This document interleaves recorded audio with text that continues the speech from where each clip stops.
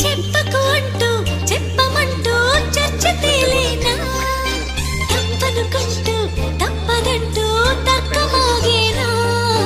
సంగతి చూస్తూ జాలి వేస్తూ కదలలేకున్నా తేలని గుట్టు తేనె పట్టు కదపలేకున్నా